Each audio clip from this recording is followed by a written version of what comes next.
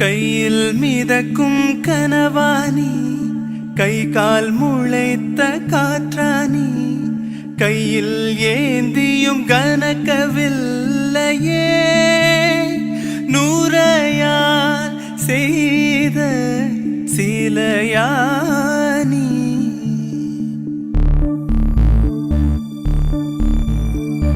இப்படி உன்னை ஏந்தி கொண்டு இந்திரலோகம் போய்விடவா, இடையில் கொஞ்சம் வலி எடுத்தாலும் சந்திர தரையில் பாயிடவா.